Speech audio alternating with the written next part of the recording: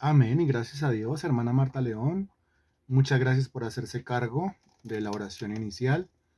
Y bueno, ya después de muchos viernes que no habíamos podido tener nuestra clase de Romanos, otra vez el Señor nos concede, otra vez el Señor nos permite, otra vez el Señor nos da la oportunidad de poderlo hacer.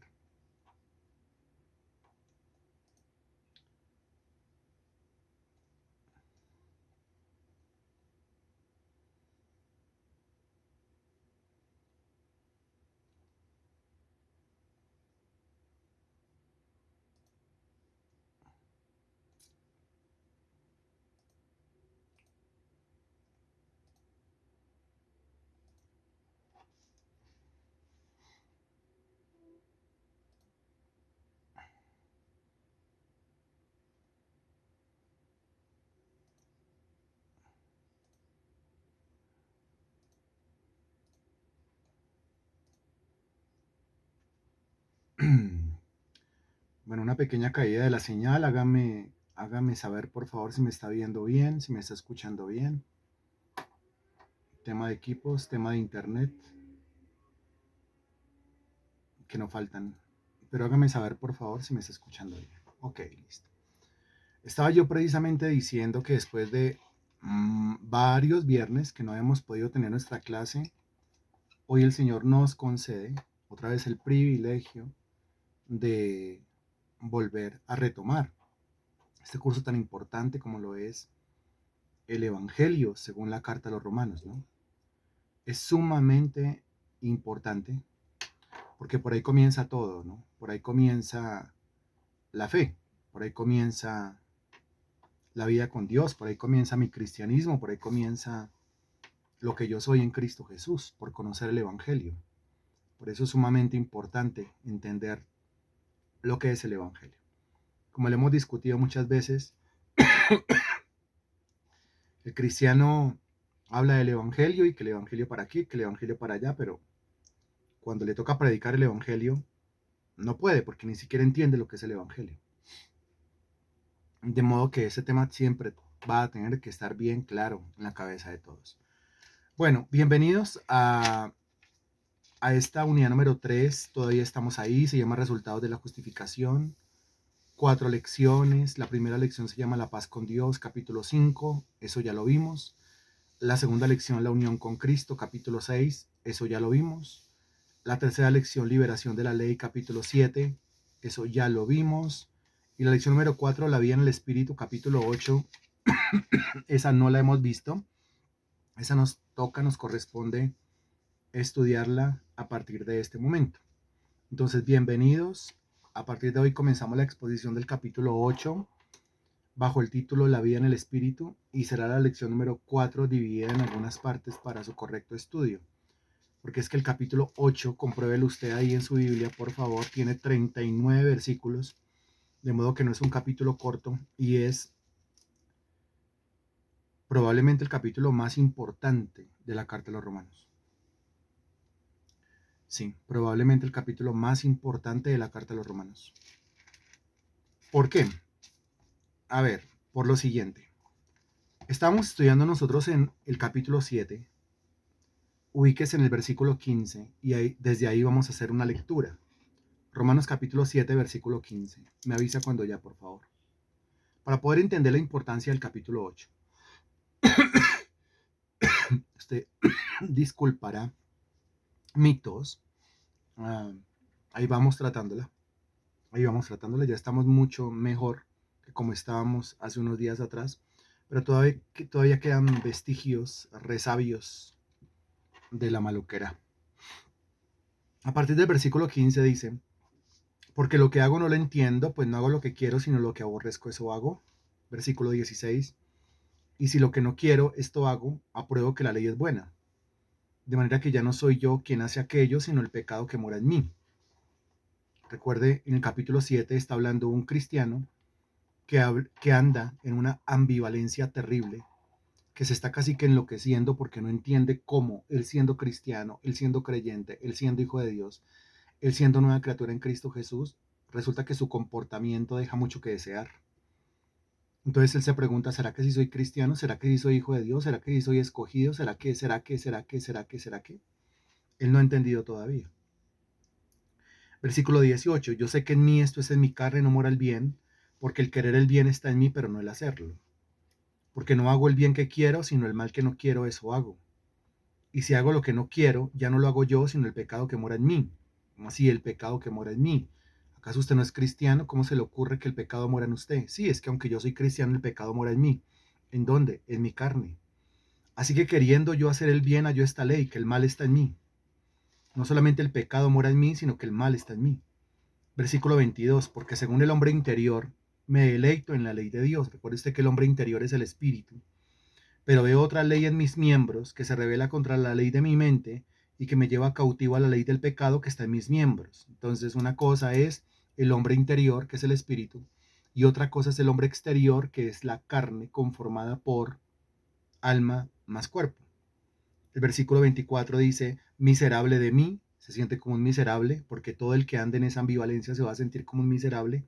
¿Quién me librará de este cuerpo de muerte? Y en el versículo 25 dice, gracias doy a Dios por Jesucristo, Señor nuestro. Ese gracias doy a Dios quiere decir que encontró la clave, el secreto, la receta, la fórmula, el medio, la forma para salir de esa ambivalencia. Gracias doy a Dios por Jesucristo, Señor nuestro. Así que yo mismo con la mente sirvo a la ley de Dios, más con la carne a la ley del pecado. Ahora, ¿cuál fue la clave, la llave, la fórmula, la forma, el medio, la herramienta para salir de esa ambivalencia? Pues eso se encuentra en el contenido del capítulo 8 de la carta a los romanos. Ninguno puede librarse de esa ambivalencia a menos que pase de vivir en la carne a vivir en el espíritu. Es el título que hay sobre el capítulo 8, compruébelo por favor. El apóstol Pablo a esas alturas no sabía que es que la vida cristiana se tiene que vivir en el espíritu. Entonces él intentaba vivir la vida cristiana, pero en sus propias fuerzas. Nada de la vida cristiana es para vivirse en las propias fuerzas. Nada. Nada de lo que la Biblia dice que usted y yo tenemos que hacer es para hacerse en nuestras propias fuerzas. ¿Me lo está entendiendo? Nada, absolutamente nada.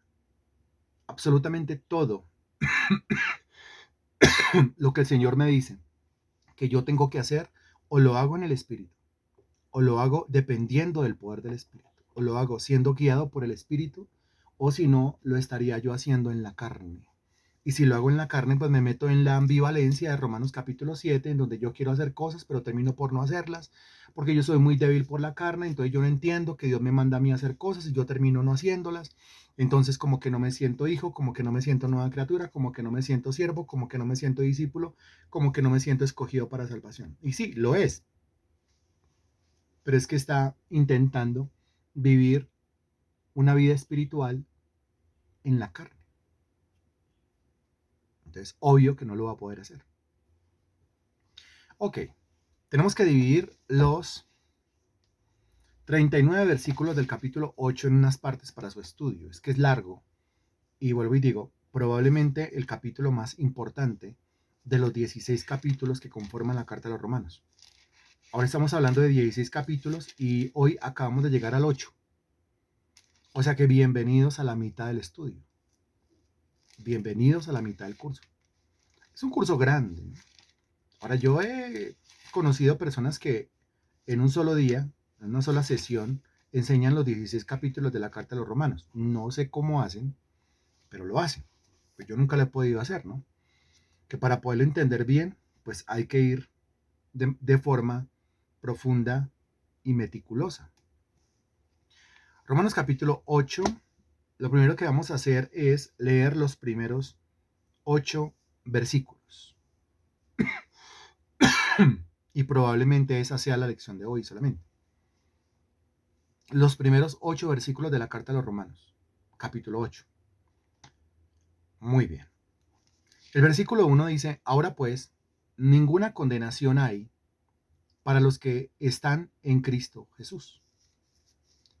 Los que no andan conforme a la carne, sino conforme al Espíritu. que puede ser que en la ambivalencia de los últimos versículos del capítulo 7, puede ser que el individuo se sienta que no es cristiano, que no es creyente, que no es hijo de Dios, que no es parte de la familia del Señor, que Dios no lo escogió, que no es salvo.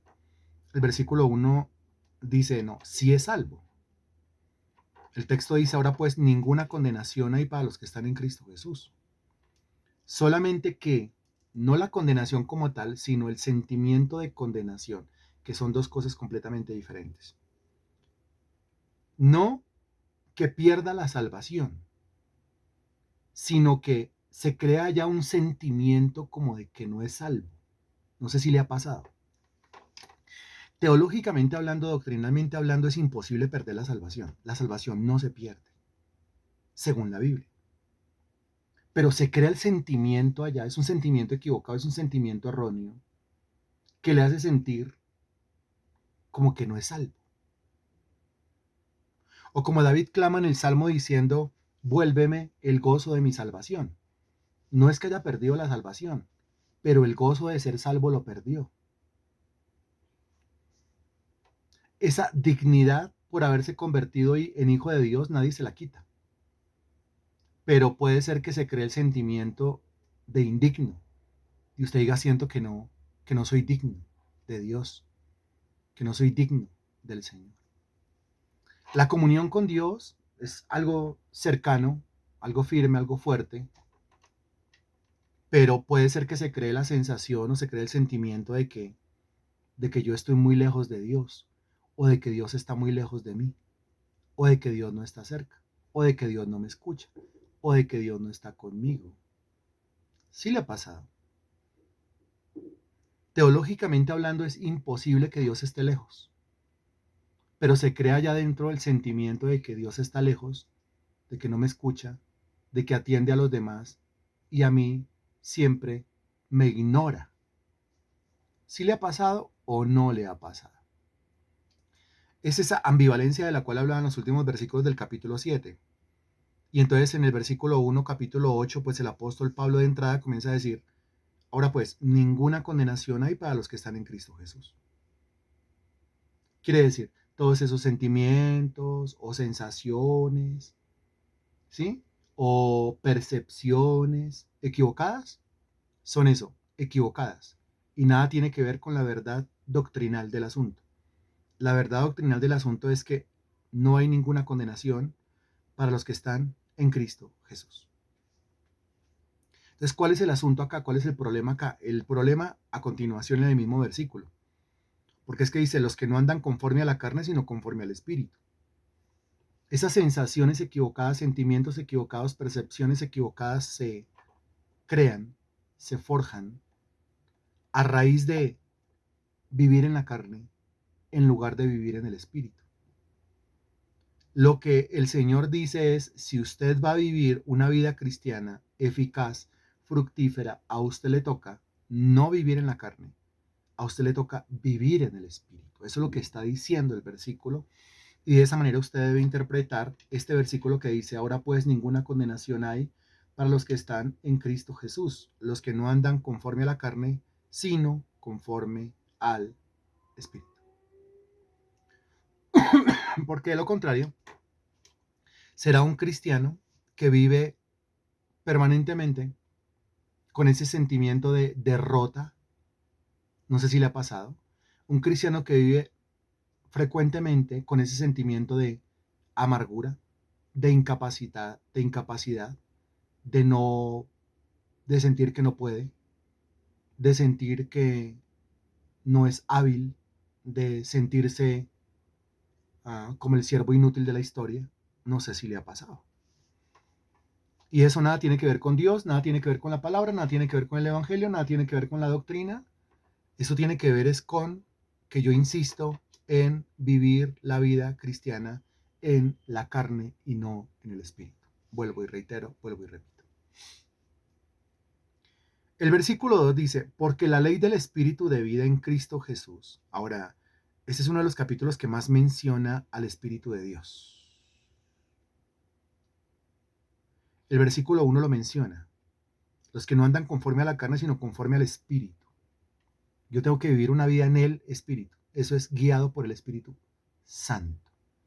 Guiado por el Espíritu Santo. Bien. El versículo 2 vuelve y lo menciona. La ley del Espíritu de vida en Cristo Jesús me ha librado de la ley del pecado y de la muerte. Entonces, esto toca por partes, ¿no? Esto es bien minucioso y esto toca bien despacio para poderlo entender. Versículo 1. El sentimiento de condenación, sentimiento de culpa, el sentimiento de inútil, el sentimiento de ineficaz, el sentimiento de infructífero se retira de mi vida cuando yo dejo de vivir una vida en la carne y comienzo a vivir una vida en el Espíritu. Esa es la conclusión del versículo 1. Yo realmente termino creyéndomelas de que soy salvo, de que soy justo, de que no hay condenación para mí, de que puedo hacer lo que el Señor dice que yo puedo hacer. Hay un crecimiento en la fe cuando yo dejo de vivir en la carne y paso a vivir en el Espíritu. Escriba eso ahí como conclusión del versículo 1, por favor. Todo ese sentimiento de que me siento lejos, de que me siento indigno, de que me siento culpable, de que me siento condenado, se va cuando yo comienzo a vivir en el Espíritu, dependiendo del Espíritu. Aparte de que es el capítulo más importante de la Carta de los Romanos, considero yo que es el capítulo más importante, doctrinalmente hablando, acerca de la persona del Espíritu Santo. Acerca de la persona del Espíritu Santo. Porque hay otros versículos que hablan de la persona del Espíritu Santo. Pero es que este capítulo habla de la obra de la persona del Espíritu Santo. Son dos cosas diferentes. ¿Sí? O sea, una cosa es que el texto me diga que el Espíritu Santo me oye, que el Espíritu Santo me entiende, que el Espíritu Santo me anhela. Pues eso lo describe y lo muestra en la Biblia a él como una persona. Pero el capítulo que por excelencia define, describe, desglosa lo que es la obra del Espíritu Santo en la vida del creyente, ese es el capítulo 8 de la Carta de los Romanos. Si quieres saber lo que hace el Espíritu Santo, le toca estudiar el capítulo 8 de la Carta de los Romanos. Y lo primero lo encuentra usted en el versículo 1. Ahora el versículo 2 dice, porque la ley del Espíritu de vida en Cristo Jesús me ha librado de la ley del pecado y de la muerte. Qué impresionante. El versículo 2 habla de la ley del pecado y habla de la ley de la muerte, o sea, el pecado y la muerte. El pecado como la acción y la muerte como la consecuencia del pecado, porque la paga del pecado es muerte. ¿Cómo hago yo para dejar de pecar siendo cristiano? ¿Cómo hago yo para dejar de pecar? La misma. ¿Cuál es la misma? La misma del versículo 1. La ley del Espíritu de vida en Cristo Jesús. ¿Qué quiere decir? Vivir una vida en el Espíritu significa llenarme de poder, de fuerza, de fortaleza para dejar de pecar, para dejar de hacer lo malo, para deshacerme del pecado y por lo tanto deshacerme de la consecuencia del pecado. Que el cristiano diga que es que él no puede dejar de pecar, está totalmente equivocado. Sí puede dejar de pecar con el poder, con la fuerza del Espíritu Santo. El tema es que el evangelio del tal cristiano ha llegado hasta el conocimiento del capítulo 7. Se queda en esa ambivalencia y dice, soy cristiano pero me la paso pecando y me siento como un miserable. Pero el apóstol Pablo se sintió como miserable hasta ahí, porque después entró al capítulo 8 y ya cuando entra el capítulo 8 él entiende que sí puede dejar de pecar, que no tiene por qué seguirse sintiendo como un miserable, que no tiene por qué seguir viviendo en esa ambivalencia, como en esa clase de depresión espiritual, porque si vive una vida en el Espíritu le da el poder, le da la capacidad para vencer sus propios pecados en el sentido de no pecar más. Eso es lo que enseña el versículo 2. Se deshace de la causa y se deshace de la consecuencia. Es decir, se deshace de el pecado y se deshace de la muerte. Qué impresionante. El versículo 3 dice, Porque lo que era imposible para la ley, por cuanto era débil por la carne, Dios, enviando a su Hijo en semejanza de carne de pecado, y a causa del pecado, condenó al pecado en la carne, para que la justicia de la ley se cumpliese en nosotros, que no andamos conforme a la carne, sino conforme al Espíritu. Y note cómo lo menciona nuevamente. En el versículo 1 se menciona el Espíritu, en el versículo 2 se menciona el Espíritu, y en el versículo 4 se menciona el Espíritu, y es como si se mencionara en el versículo 3, porque el versículo 3 y el versículo 4 están desarrollando una sola idea. ¿Qué dice el versículo 3? Lo que era imposible para la ley, está refiriendo al legalismo, está refiriendo al sistema de salvación por medio de la obediencia a la ley de Dios. Lo que era imposible para el sistema de la ley, por cuanto era débil por la carne, claro que sí, la ley no es débil, la ley es santa, la ley es buena, la ley es perfecta, pero como lo dijo Romanos capítulo 7, versículo 14, es que sabemos que la ley es espiritual, mas yo soy carnal, vendido al pecado. ¿Por qué el sistema del legalismo, por qué el sistema de obras jamás va a poder salvar a un individuo? Porque el hombre no puede, por razón de su carne, obedecer los mandamientos de Dios. No es que la ley sea débil, es que el hombre, por causa de su carne, es débil, en el sentido de que es inútil para obedecer la ley de Dios. El sistema de salvación por medio de las obras, por medio de la ley, obliga al hombre a obedecer la ley de manera perfecta, no de manera mediocre, sino de manera perfecta y de manera completa. Y yo soy incapaz por mi carne de obedecer todos los mandamientos de Dios de manera perfecta y de manera completa. Eso es lo que está diciendo el versículo. Lo que era imposible para la ley por cuanto era débil por la carne, claro, por la culpa mía. Dios, enviando a su Hijo en semejanza de carne de pecado, está hablando de la encarnación de Cristo. En el principio era el verbo y el verbo era con Dios y el verbo era Dios y el verbo se hizo carne, dice el texto. Enviando a su Hijo en semejanza de carne de pecado y a causa del pecado, condenó al pecado en la carne. Pues que cuando Cristo muere, recuerde que la paga del pecado es muerte. Ahora Cristo no pecó y sin embargo murió. ¿Por qué murió si no pecó? Buena pregunta. Y esa respuesta, pues la tiene, es el cristiano. ¿Sí? Esa respuesta, esa pregunta la entiende el cristiano y esa respuesta la tiene el cristiano. Si Cristo no pecó, ¿cómo murió? Si la paga del pecado es la muerte. Si no ha pecado, no puede morir. Y sin embargo, Cristo sin pecar murió. Claro, pero es que él estaba muriendo, él murió. Responda usted, por favor.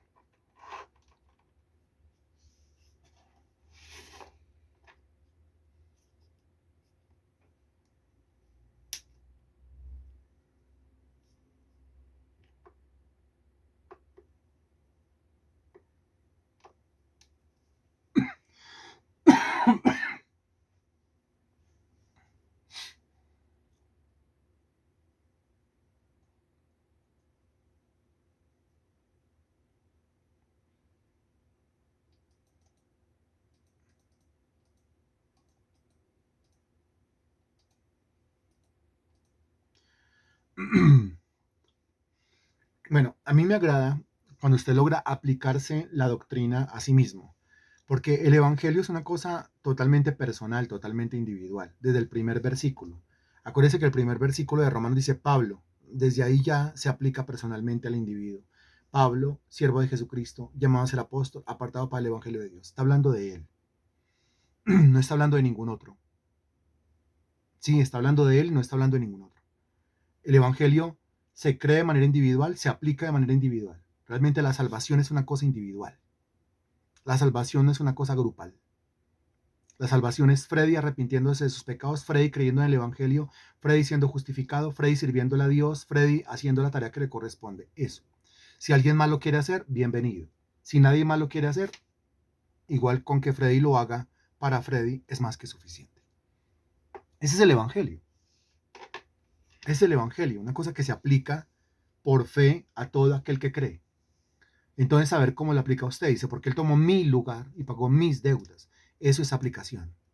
Muy bien. Por mis pecados. Mis. Él tomó mi lugar. Bien.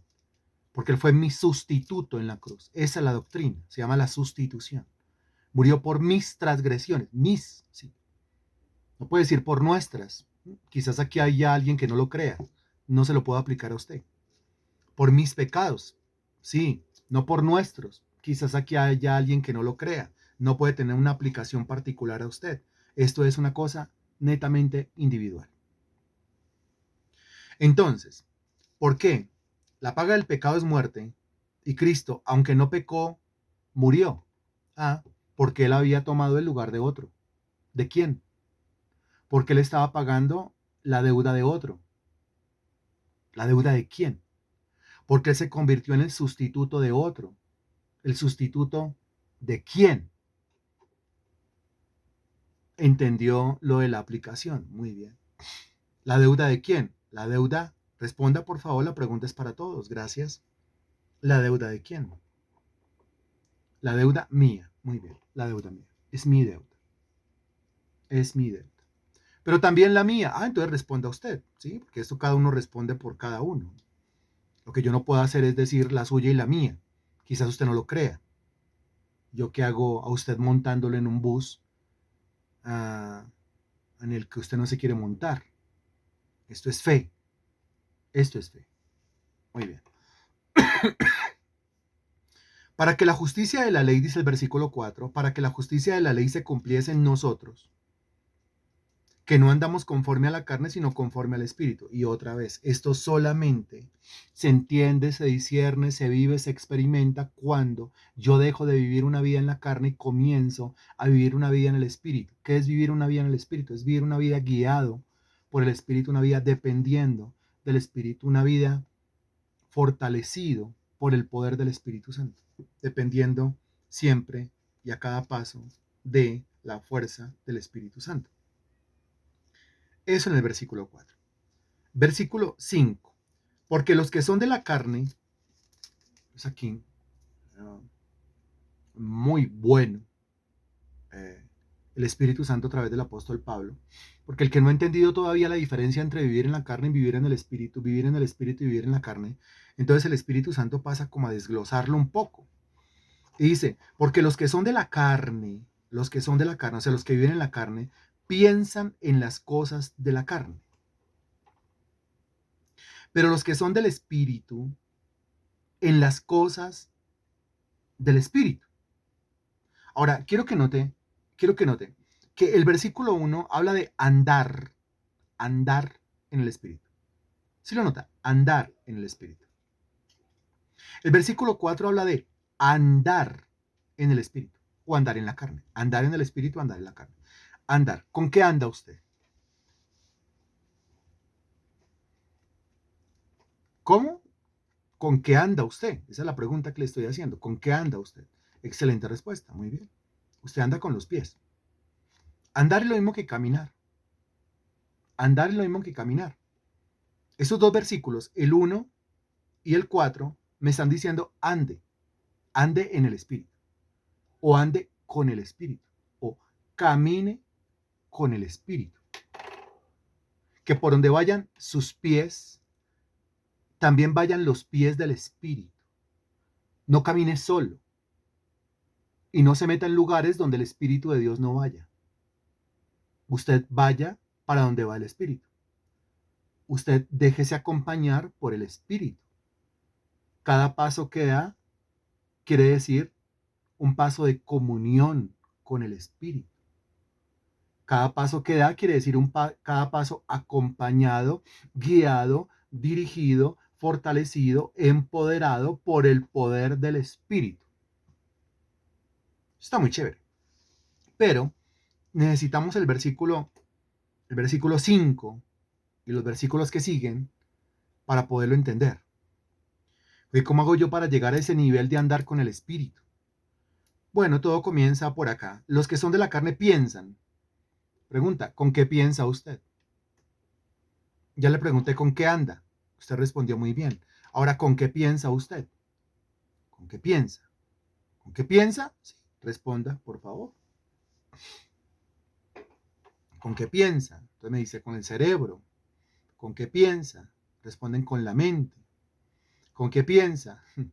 Y el que no ha respondido todavía debe estar pensando con qué es que piensa. Es broma. En medio de la tos, una broma.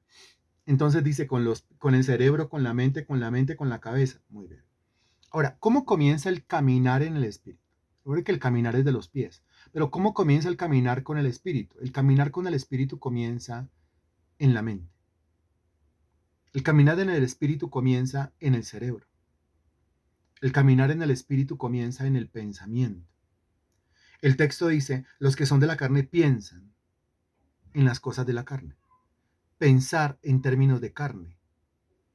Pero los que son del espíritu, ahí tiene que añadirle, piensan en las cosas del espíritu. Ahora, ¿cuáles son las cosas del espíritu? Pues estas son las cosas del espíritu. Esta es la obra del espíritu. Las cosas del espíritu es lo que se está aprendiendo en este capítulo. Las cosas del espíritu se refiere a la obra del espíritu, al trabajo del espíritu. Se refiere a las ejecuciones del Espíritu Santo en mi propia vida. Se refieren al camino correcto por el cual yo debo andar, que es una vida dirigido por el Espíritu de Dios. Todo se define en la cabeza. Realmente es la forma de pensar la que va a definir la manera de caminar o la manera de andar. Yo termino andando de acuerdo a lo que he estado pensando. Repito, yo termino andando por esos mismos lugares en los cuales mi cabeza primeramente ha estado transitando. O sea que yo termino convirtiéndome, repito, yo termino convirtiéndome en aquello que yo pienso acerca de mí mismo. Y yo termino convirtiendo mi entorno en aquello en lo cual yo fijo mi pensamiento con respecto a ese entorno. El primer lugar en el cual yo comienzo a vivir una vida en el espíritu es en mi cabeza, es decir, en mi imaginación. Ahí, ese es el primer lugar en el cual yo vivo una vida en el espíritu. Le voy a colocar un ejemplo práctico, por ejemplo, el tema de la oración. El tema de la oración. La oración es una actividad que el cristiano se imagina que lo puede hacer sin la ayuda del Espíritu Santo y no es cierto. En el mismo Romanos capítulo 8, allá en el versículo 26 dice, y de igual manera el Espíritu nos ayuda en nuestra debilidad, pues que hemos de pedir como conviene no lo sabemos, pero el Espíritu mismo intercede por nosotros con gemidos indecibles. El versículo 26 está hablando de la oración y está diciendo, la oración no la puede hacer en la carne, la oración la tiene que hacer en el Espíritu. Ahora, el acto de orar como tal, eso ya quiere decir andar, ya estoy orando.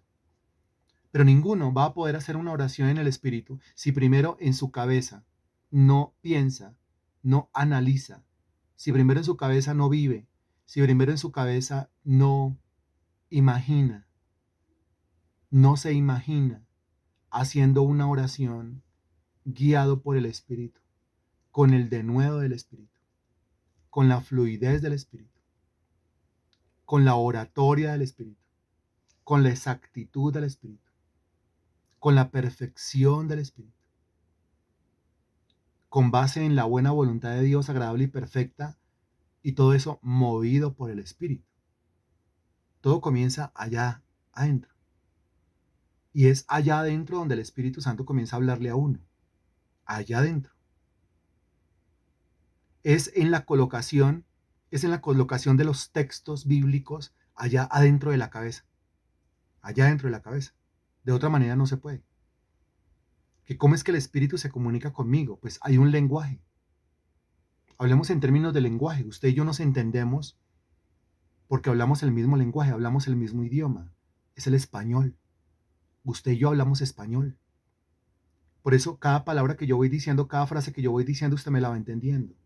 Cada pregunta que yo le hago, se la hago en español. Cada respuesta que usted da, usted me la da en español. Y así nos entendemos las preguntas y nos entendemos las respuestas. Porque hablamos el mismo idioma. Ahora, ¿cuál es el idioma? Idioma del espíritu. Porque es ese idioma que yo tengo que aprender a hablar para poderme comunicar con el Espíritu, para que cuando el Espíritu a mí me hable, pues yo le entienda y yo pueda hacer. ¿Cuál es ese idioma del Espíritu? Responda, por favor. Ahí lo tiene, muy bien. Ahí lo tiene, muy bien. El idioma del Espíritu es la palabra de Dios. El idioma del Espíritu son los versículos de la Biblia. Ese es el idioma del Espíritu. Yo sé que al abrir la Biblia, el Espíritu a mí me está hablando. Cuando yo me dispongo a escudriñar el versículo, me dispongo a escudriñar la mente del Espíritu, que es la misma mente de Cristo. Y es de la única manera como yo entiendo, ahora pues ninguna condenación hay para los que están en Cristo Jesús, los que no andan conforme a la carne, sino conforme al Espíritu. Y es de la única manera como yo entiendo que el Espíritu Santo no quiere que yo viva una vida en la carne, en la fuerza de mi carne, en el poder de mi carne, sino que viva una vida dependiendo de su fuerza, de su fortaleza y de su poder. Es de la manera como yo entiendo, porque el Señor me lo está diciendo ahí, que Él quiere que yo ande en el Espíritu. Pero también yo entiendo que no puedo andar en el Espíritu si yo me la paso pensando en las cosas de la carne. Porque no puede ser que yo esté pensando una cosa y mis pies resulten haciendo otra cosa. No, mis pies van a resultar haciendo aquello que yo estoy primero haciendo o pensando o imaginando en mi cabeza. Como es el hombre en su pensamiento, tal es él, dice la Sagrada Escritura. De modo que a mí me toca meterme mentalmente en las cosas del Espíritu. Y si yo logro meterme mentalmente en las cosas del Espíritu, yo voy a terminar andando en las cosas del Espíritu. Los que son de la carne piensan en las cosas de la carne, pero los que son del Espíritu en las cosas del Espíritu. O sea que el versículo 5 de lo que me está hablando a mí es de una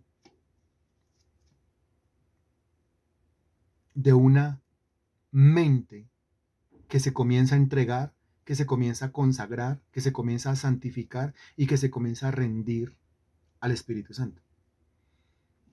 Versículo 6 dice, porque el ocuparse de la carne es muerte, pero el ocuparse del Espíritu es vida y paz. Ahora mire, aquí el verbo es ocuparse. Ya me dijo ande, ahora me dice piense y ahora me dice ocúpese.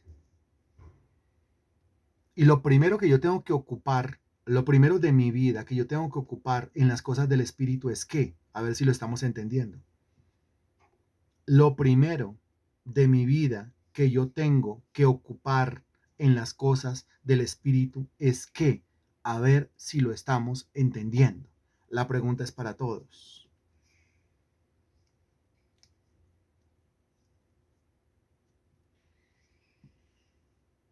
La primera parte de mi ser que yo tengo que ocupar en las cosas del Espíritu es mi mente. Muy bien, lo está entendiendo bien. Mi mente, mi cabeza, mi cerebro, mi intelecto, mi imaginación. ¿Por qué? Porque la mente es el centro de operaciones. ¿Sí? En la mente, en la cabeza están los comandos, están los timones, están los botones, ¿sí? Está el timonel, están los mandos que van a controlar de ahí en adelante el para dónde yo voy a agarrar, el para dónde yo voy a caminar, el para dónde yo voy a coger. Entonces, cuando le dicen a uno que es que una mente desocupada es oficina del diablo, pues están en lo cierto, ahí están en lo cierto. Y que una mente ocupada en las cosas del Espíritu es oficina de Dios, pues también está en lo cierto. Ahora usted decide, ocupa su mente en las cosas de la carne, pero ya sabe qué va a terminar haciendo, pecando y muriéndose. O mejor, ocupa su mente en las cosas del Espíritu y va a terminar usted viviendo una vida sumamente fructífera, sumamente próspera, sumamente madura, sumamente enriquecida por el servicio a Dios. Pero todo comienza ¿en dónde? Todo comienza por la cabeza. Otro ejemplo, mire, Filipenses 4:13 dice, todo lo puedo en Cristo que me fortalece. Pero mientras que usted no ocupe su cabeza en ese versículo, mientras que usted no ocupe su cabeza en esa idea, usted nunca jamás se va a sentir y por lo tanto nunca jamás va a hacer con respecto al versículo. Siempre va a sentir que el versículo dice que todo lo puede en Cristo porque le fortalece, pero por alguna extraña razón usted no todo lo puede en Cristo porque no se siente fortalecido por él. Y no es que la palabra de Dios no funcione, la palabra de Dios es omnipotente como Dios es omnipotente. ¿Cuál es el problema entonces? El problema es que usted no lo cree. El problema es que usted no ocupa su cabeza en las cosas del Espíritu. El problema es que usted no ocupa su cabeza en el texto bíblico. Si yo ocupo mi cabeza en el texto bíblico y dice todo lo puedo en Cristo que me fortalece, pues entonces mentalmente, pues todo lo puedo en Cristo que me fortalece. ¿Y todo es qué? Todo es todo. Cualquier clase de situación, yo puedo, claro. Cualquier clase de tribulación, yo puedo. Cualquier clase de reto, yo puedo. Cualquier clase de desafío, yo puedo. Cualquier clase de problema, yo puedo. Claro que puedo. Yo todo lo puedo en Cristo porque Él me fortalece. Es darme el tiempo, darme el espacio para asentar eso mentalmente en mi cabeza, para convencerme del hecho y de tanto fijarlo en la cabeza y de tanto ocupar mi cabeza en ese texto y de tanto imaginándome en diferentes escenarios, haciendo muchas cosas en Cristo porque Él me fortalece. Por ejemplo, yo me imagino orando y orando bien, lo puedo hacer porque Él me fortalece. Yo me imagino predicando en un escenario, desglosando su palabra, exponiendo su palabra y exponiéndola bien, y lo hago bien, y lo hago muy bien, porque Él me fortalece. Yo me imagino ayunando, pasando las horas sin comer, pero en su presencia, llenándome de Él. Claro que lo puedo hacer, porque Él a mí me fortalece. Por ejemplo, yo me imagino aportando económicamente, diezmando y ofrendando, ya que tenemos tantos retos por delante. Abrir una iglesia ahorita a mitad de semana, la próxima semana, en Ibagué, Tolima. Tenemos otro reto, abrir una obra, mes y medio, máximo 2 meses, una visita, una obra que ya comenzó, pero es una visita, y esa visita requiere recurso económico en Duitama, Boyacá, y seguir extendiéndonos y llenar cada departamento, cada ciudad de este país de la palabra de Dios, de obras abiertas, de iglesias abiertas. Claro que lo puedo, porque Él me fortalece. Termino yo, después de fijar eso en la cabeza, termino yo en la práctica, orando bien, en la práctica, predicando bien, en la práctica, abriendo células, en la práctica, abriendo iglesias, en la práctica, generando recurso económico sobreabundante para abrir iglesias por donde quiera que mis pies vayan.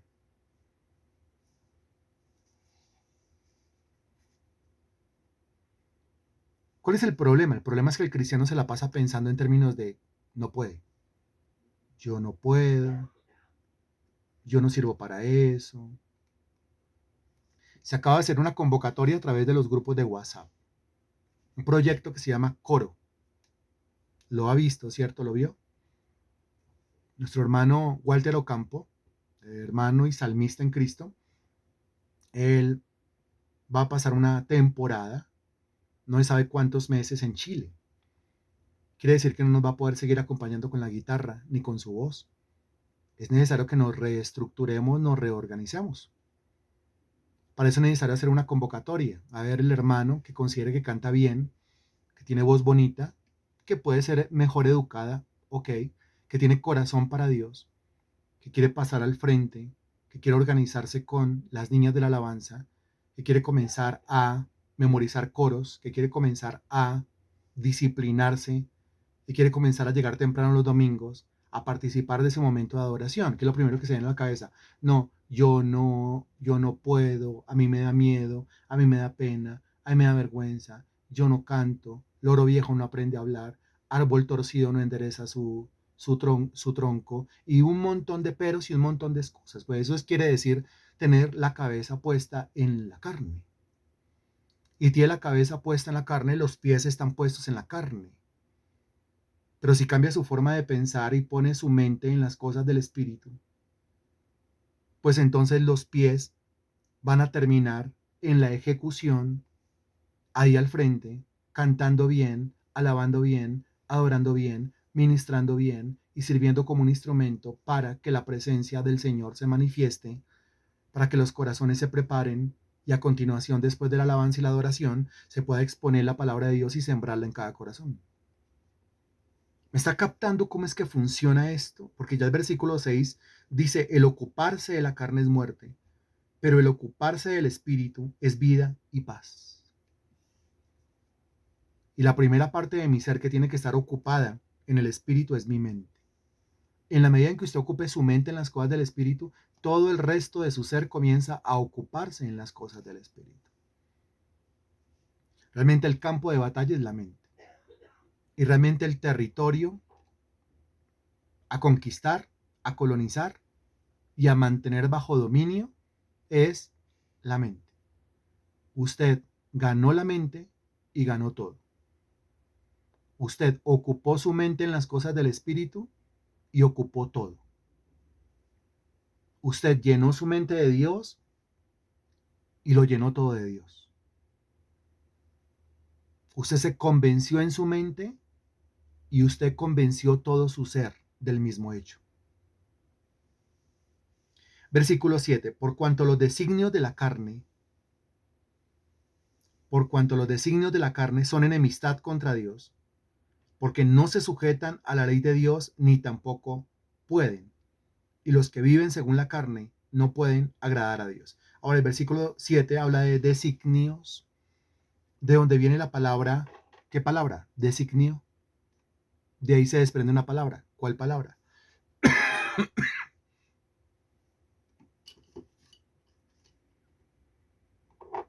La palabra decisión. Muy bien, decisión.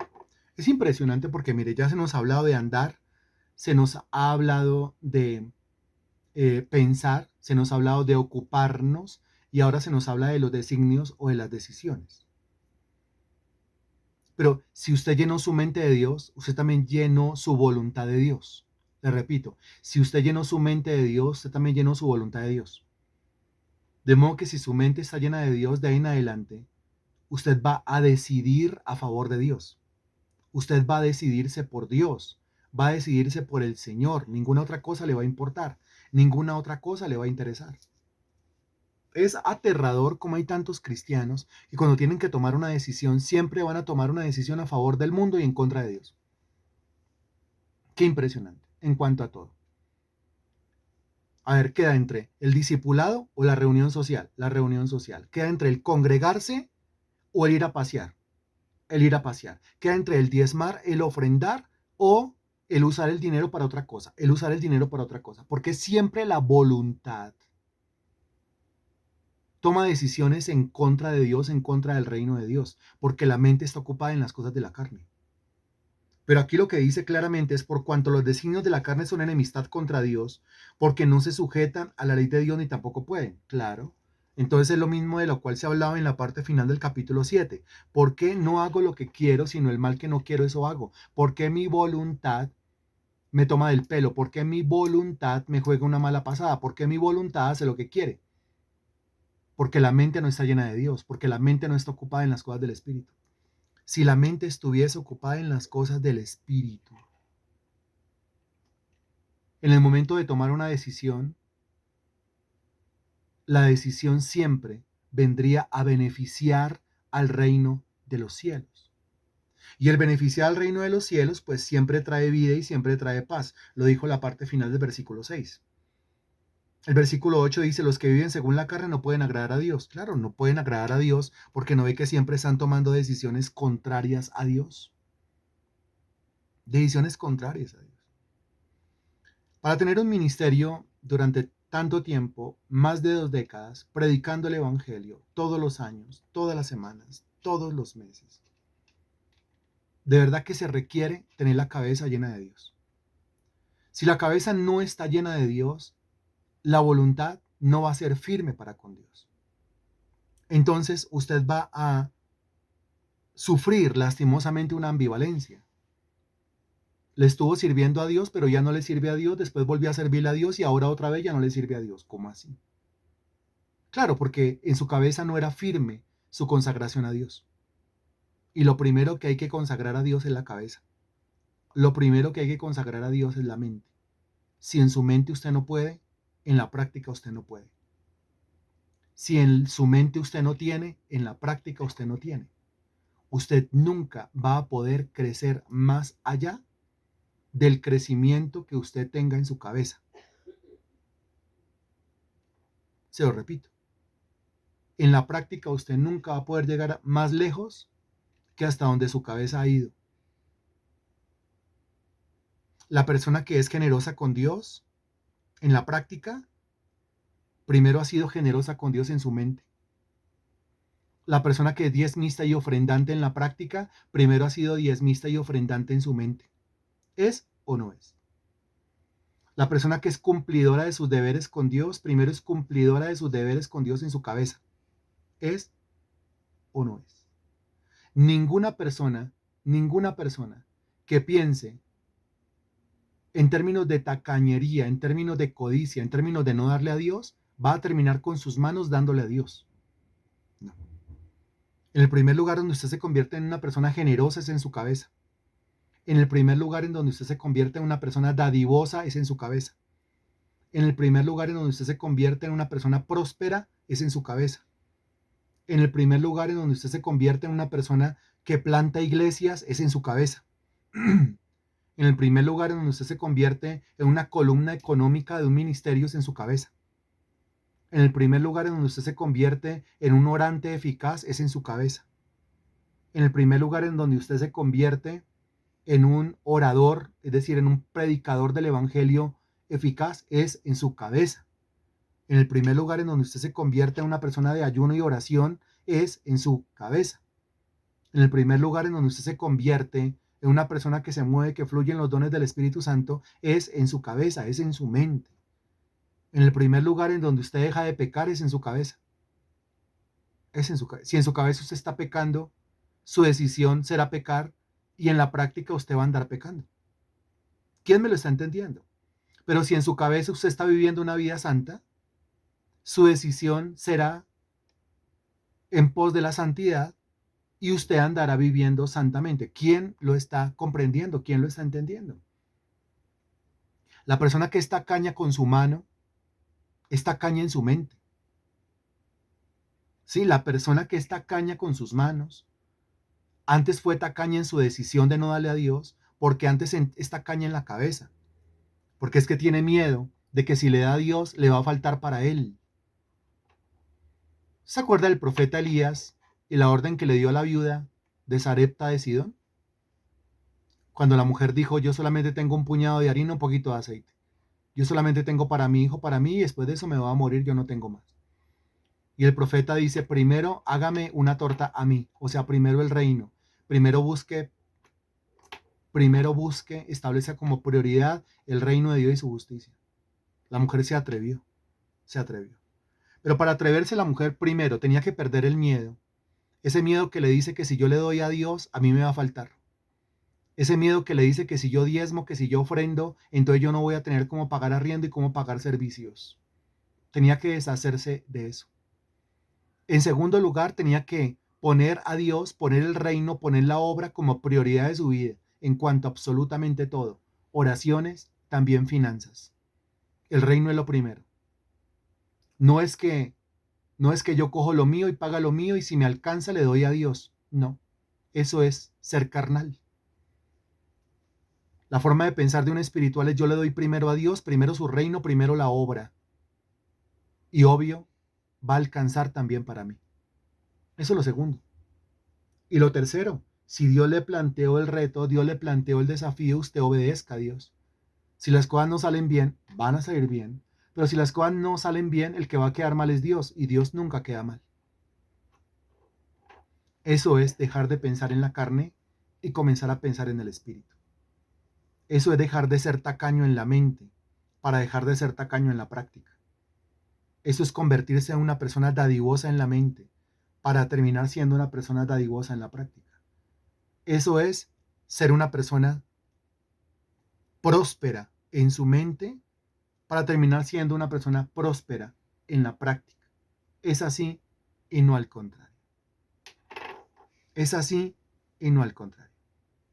¿Acaso usted no se ha imaginado cuántas veces se ha imaginado usted con una sobreabundancia económica tan impresionante, cosa que qué hay que hacer, qué se necesita para abrir otra iglesia, para abrir otra obra? Tome lo que necesiten, yo lo suplo. Déjenme a mí. Yo transfiero, yo consigno, yo firmo el cheque, yo doy el recurso. Yo compro y yo llevo. O tomen, compren ustedes porque yo estoy lejos. ¿Se lo ha imaginado en su cabeza? Terminará viviéndolo en la práctica. Pero si es de los que apenas se imagina, consiguiendo y con mucha dificultad, cómo pagar el recibo de la luz, cómo pagar el recibo del agua, cómo pagar el recibo del teléfono, pues lastimosamente esa será la vida que va a vivir. Y no es la voluntad de Dios, pero ha preferido pensar en las cosas de la carne, decidir con respecto a las cosas de la carne y vivir una vida en la carne. Y el texto dice en el versículo 8, los que viven según la carne no pueden agradar a Dios. Por hoy, mi estimado hermano, hasta aquí llegamos. Espero haya quedado claro un poquitico lo que es la diferencia entre vivir, pensar, ocuparse, andar en la carne y vivir, pensar, ocuparse y andar en el espíritu. Señor, te damos infinitas gracias por tu palabra predicada hoy. Te doy gracias, mi Señor, porque vuelves y recalcas, vuelves y reiteras.